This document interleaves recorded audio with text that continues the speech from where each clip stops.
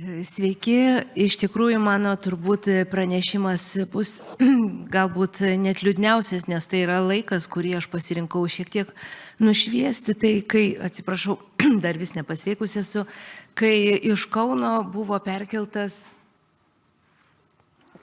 Lietuvos, tuomet vadindamas Valstybinis operos ir baleto teatras.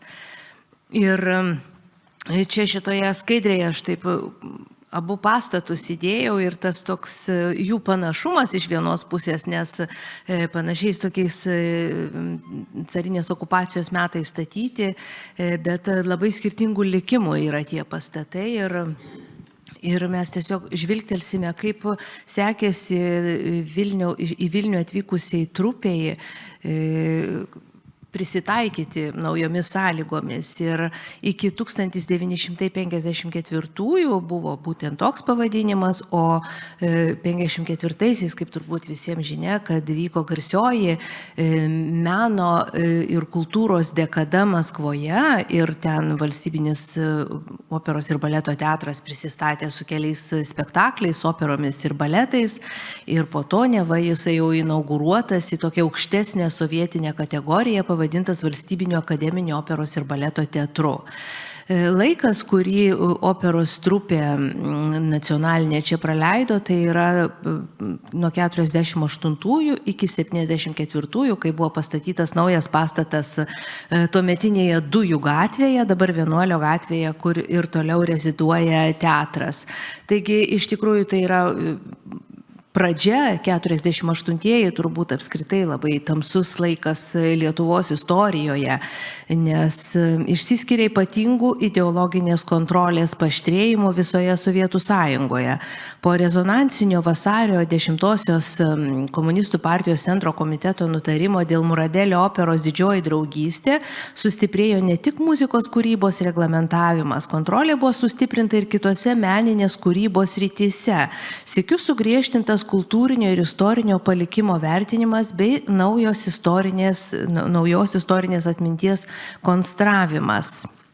Vasario 5-ąją Meno reikalų valdybos viršininkas Juozas Banaitis atsiuntė teatrui raštą, kuriuo pranešama, kad Meno reikalų valdyba tvirtina veikalus teatro repertuarui, sprendžia, kokie statytojai, dirigentai, režisieriai, dailininkai ir kiti žmonės gali statyti spektaklius, taip pat tvirtina libretus ir jų vertinimus. Be Meno reikalų valdybos žinios teatras negali priimti jokių sprendimų dėl repertuaro.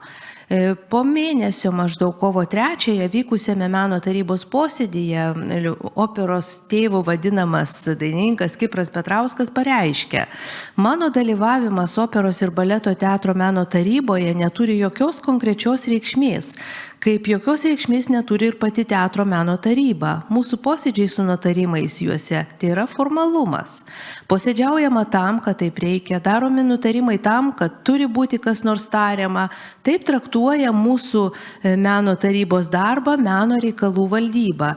Kad taip yra, tai faktas. Mes svarstome ir planuojame savo darbą, gerai žinodami to darbo sąlygas, tą darbą suprantame ir jį mokame dirbti gal geriau negu kai kurie Meno reikalų valdybos kanceliarijos ar buhalterijos darbuotojai, kurie ignoruoja mūsų planus, būdami toli nuo teatrinio meno gyvenimo. Štai tokia ilga citata iš protokolo. Petrauskas taip pat apkaltina teatro direktorių, kad šis negali apginti Meno tarybos sprendimų valdyboje ir nematydamas daugiau prasmės dalyvauti Meno tarybos darbe, pareiškė pasitraukiantis iš tarybos ir, kaip protokole parašyta, atsistoja ir išeina. Dar po mėnesio abiejų teatrų direktoriumi Kauno Valstybinio dramos teatro laikinai skiriamas režisierius Juozas Grybauskas. Jam pavedama koordinuoti ir operos ir baleto teatro perkelimą į Vilnių. Štai tuomet ir įvyko esminis valstybės teatro sunaikinimas. Visos šios trupės jau veikė kaip LSSR Valstybinis operos ir baleto teatras. Pastebėtina, kad sovietinė valdžia neatmetė Lietuvos valstybės teatro istorinio vaidmens. Operos ir baleto teatras buvo laikomas 1920-aisiais pradėtos tradicijos tąsa, sykiu neutralizuojant valstybės teatro dvasią, iškėlus teatrą iš istorinės aplinkos, iš Kauno, o Kaune likusioms teatrinėms institucijoms buvo peršama nauja jų istorijos, sovietinių, naujoviškų institucijų interpretacija.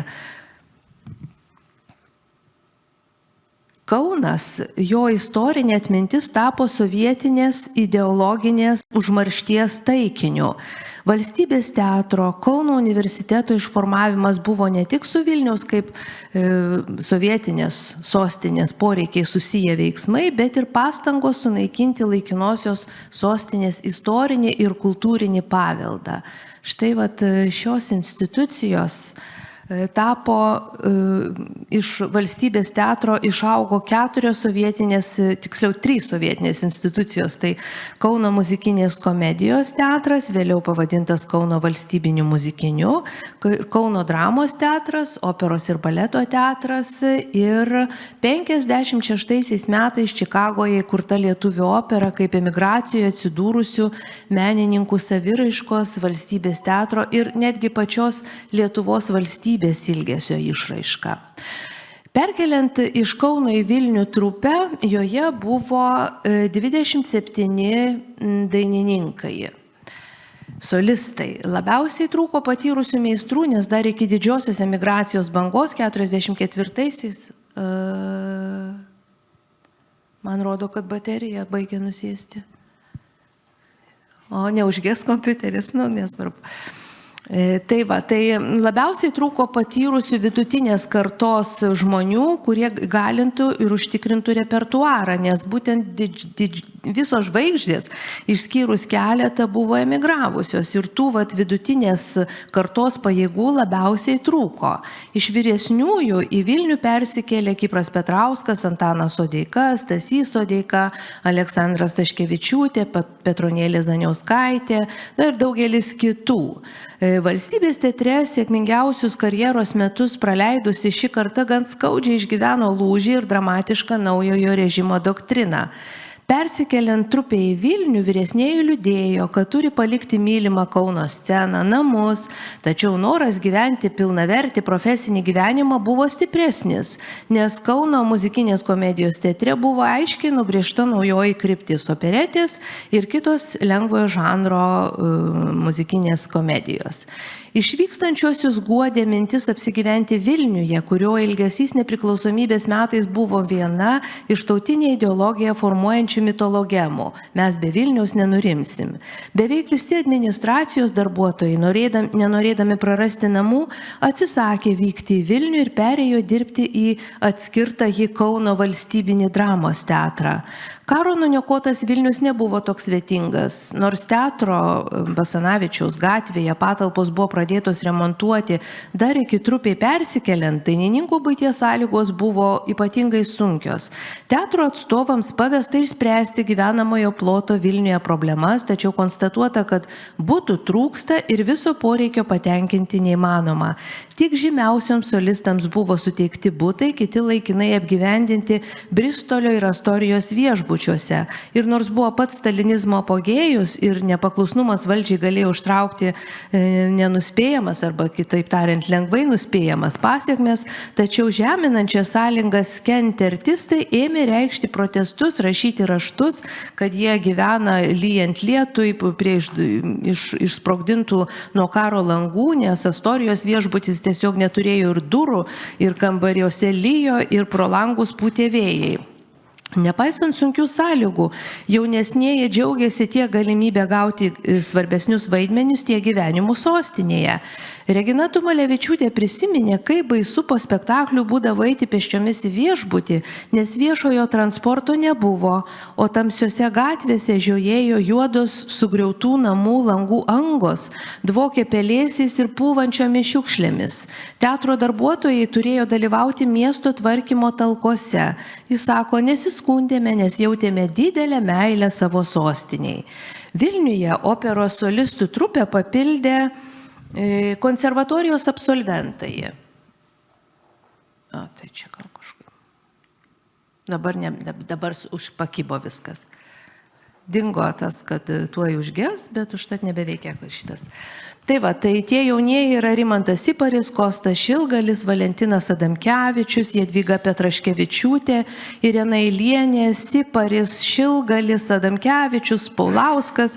Žodžiu, daug debiutų iki 53 metų. Čia aš tas pavardės išrašiau, negaišiu laiko.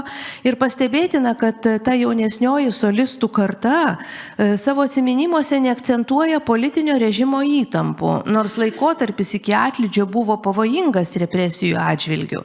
Tai pastebėtina ne tik jų vėlyvuoju sovietmečiu publikuotose memuaruose, monografijose, bet ir Sąjūdžio bei atkurtos nepriklausomybės laikais pasirodžiusioje egodokumentikoje. Jei tai konkrečiai nebuvo susiję su asmeniniais tokiais artimoje aplinkoje vykusiomis represijomis, visa kita tarsi neegzistuoja. Yra kažkoks matyt atmetimo reakcija, nes rašoma yra apie skurdą, apie tai, kaip nebuvo valgyti ir kaip buvo nuostabu dirbti teatre. Daugiausiai šios kartos solistų nusiskundimų susiję, jau sakau, su sunkiomis sąlygomis, tačiau ne viską atpirkdavė tas džiaugsmas darbas teatre. Citatos. Mes visi labai draugiškai sutardavom, teatras tiesiog gal savo kūrybišką savo dvasia. Ir iš ties dėl didžiulės žymiųjų solistų emigracijos jaunesnioji karta labai lengvai gaudavo pagrindinius sudėtingus vaidmenis. Jeigu dar karo metais buvo milžiniška konkurencija, staiga ji labai pasikeičia per keletą metų ir jaunas, nepatyręs, neįvaldęs vokalinio aparato dainininkas gauna pagrindinius vaidmenis ir yra laimingas, nepaisant to, kad ant jo galvos ant lovos naktį lyja. Deja, tiek dėl vokalinės technikos problemų, daugelis vidury studijų neteko savo emigravusių pedagogų, sudėtingos vokalinės partijos greitai nualindavo nepakankamai sustiprėjusi balsą, nebuvo paisoma solistų galimybių, vokalinės brandos, o žvelgiama tik iš repertuaro užpildymo poreikio. Tiek dėl atlydžio laikais, greitai besipildančio solisto korpuso naujais, jaunesniais nariais, ši pokario karta teatre labai ilgai neišsilaikė. Didelis smūgis sudavė jau 59-aisiais, atlydžio metais, ministrų tarybos, SSSR ministrų tarybos nutarimas dėl valstybinio biudžeto mažinimo, jame iškeltas uždavinys iš pagrindų pagerinti teatrų darbą, padidinti pajamas, sumažinti išlaidas ir žymiai sumažinti iš valstybinio biudžeto skiriamą dotaciją. Šis teatras darbo išlaidas užmokesčio fondas buvo sumažintas 200 000 rublių, nuo tų senosios iki reforminių rublių, ir rekomenduota atleisti nereikalingus darbuotojus.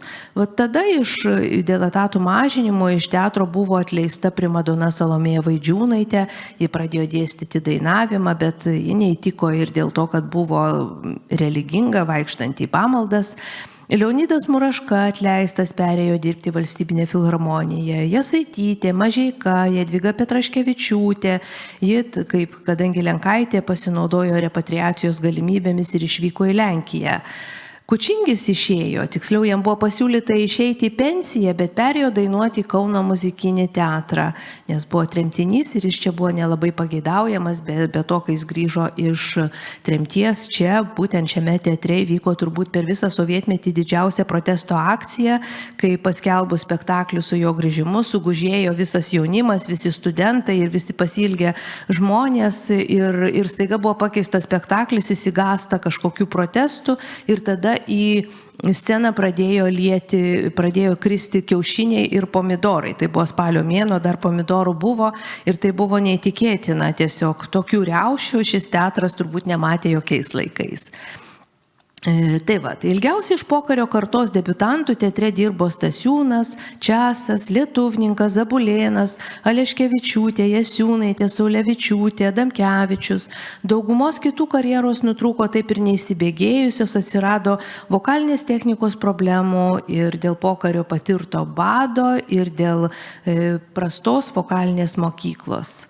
Nepriklausomybės metais pedagogai buvo gavę itališką klasikinę mokyklą carinėje Rusijoje arba jau tiesiogiai pasimokė Italijoje, o sovietinė doktrina atmetė klasikinę italų mokyklą ir netgi carinės Rusijos mokyklą ir akcentavo įgimtus dainininko resursus, taip vadinamą iš prigimties suformuotą balsą.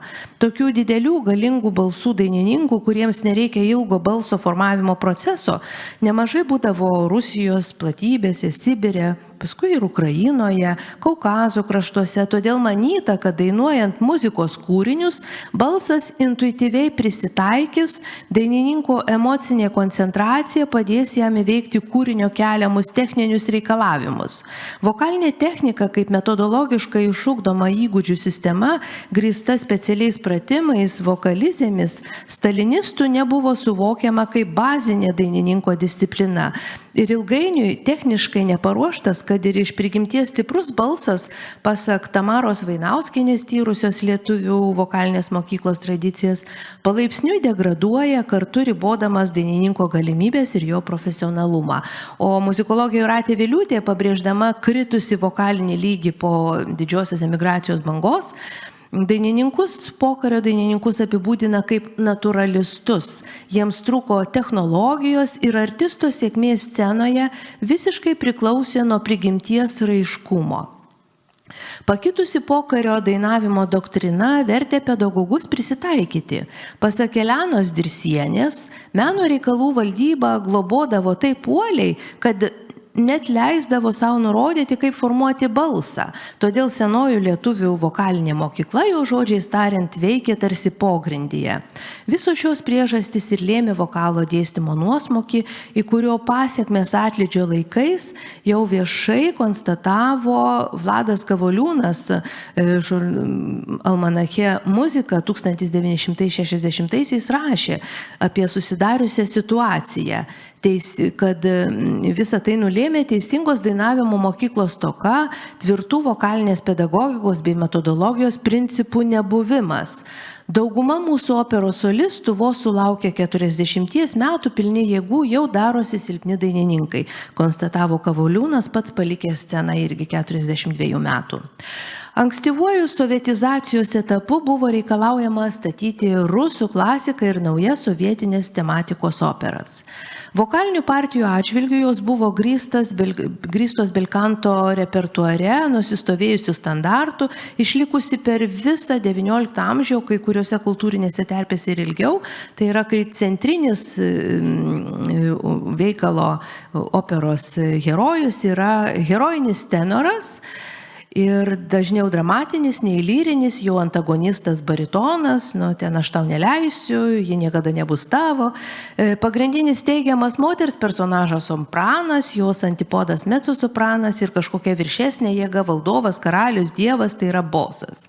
Klasikinėse rusų operose dėl reikšmingos bosų oktavistų, tų vadinamųjų, tradicijos ir eilės carų bei nacionalinių didvyrių personažų, tokių kaip Ivanas Susaninas, Borisas Godunovas, kunigaikštis Igoris, Ivanas Rustusis, kunigaikštis Mstivojus, šis klasikinis modelis kiek modifikavosi ir, žodžiu, yra ne herojinis tenoras, o herojinis bosas. Tačiau jame tenoras vis tiek išliko teigiamas personažas, dažniausiai lyrinis, ištikimas to boso, karaliaus, caro, tiksliau personažo idėjų ir veiklos patikėtinis.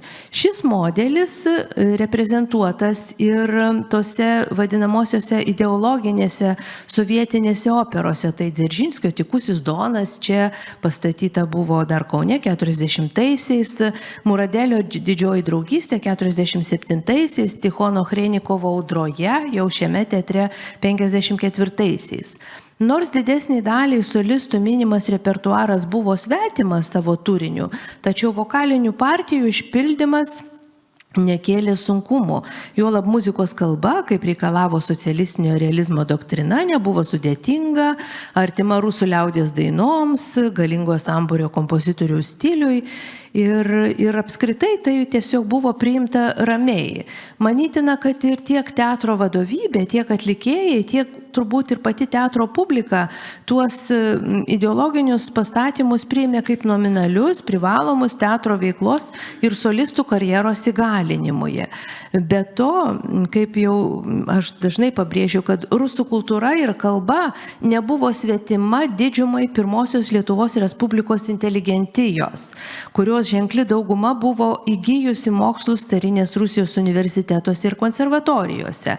Tarpukario Lietuvos nacionalizmas buvo nukreiptas į tautinės valstybės ir kultūros kūrimą, neoponuojant, o dažnai netgi remiantis rusų klasikos ir kultūros standartais, kaip kad Lietuvos vokalinės pedagogikos ryšys su carinės Rusijos dainavimo mokyklos tradicija, kuri sovietiniams ideologams irgi nebuvo priimtina būtent dėl tų šaknų.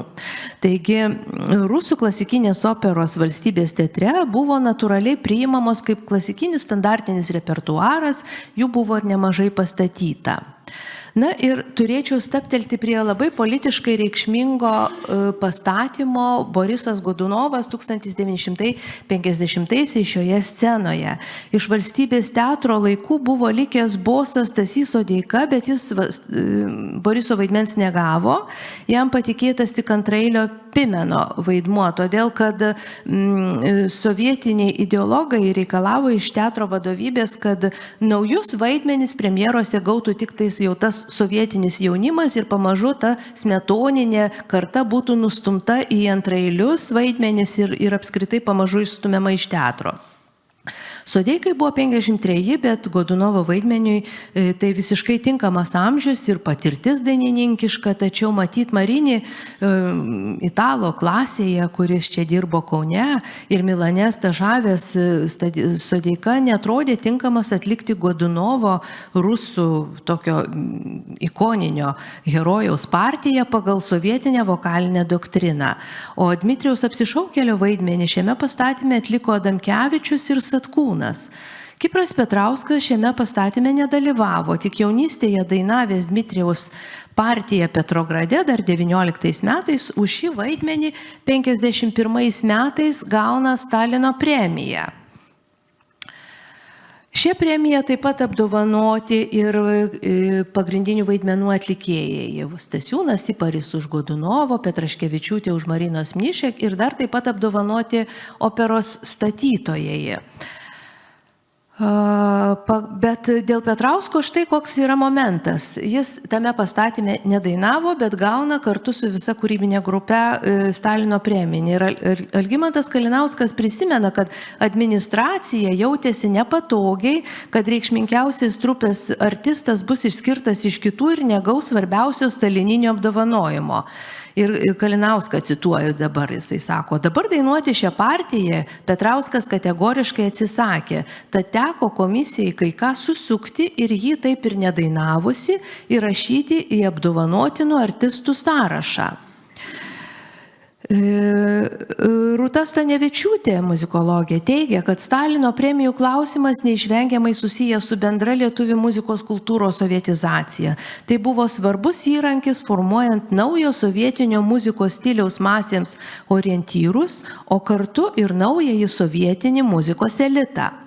Taigi šis pastatymas sutvirtino Valstybinio akademinio operos ir baleto teatro trupės įvaizdį Maskvos akiratyje, o jo dalyviai Stalino premijos laureatai, ypač jaunieji, įgijo žaibišką simbolinį kapitalą ir pranašumą prieš savo kartos kolegas.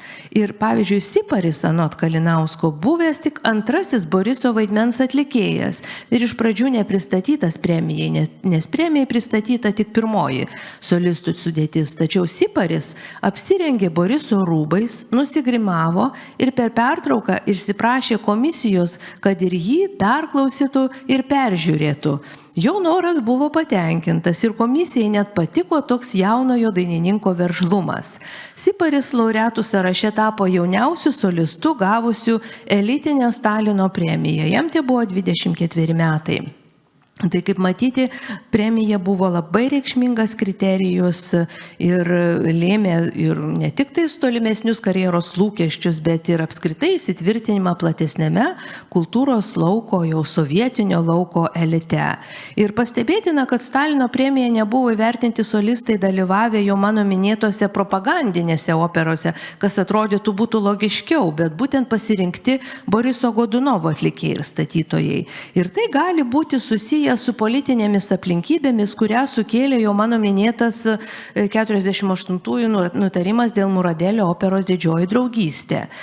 Marina Frolova-Volker, tyrusi Stalino premijų politiką, pastebi, kad nutarimas sukėlė sąmyšį pačiame premijų skirimo komitete, kuomet tapo nebeaiškus kriterijai, kaip vertinti sovietinės propagandinės operas. Ir tikėtina, kad ši priežastis turėjo įtakos, kad lietuvių solistai buvo vertinti Stalino premijomis ne už Tykųjį Doną, o už būtent XIX amžiaus operą. Tai tiek. Ačiū.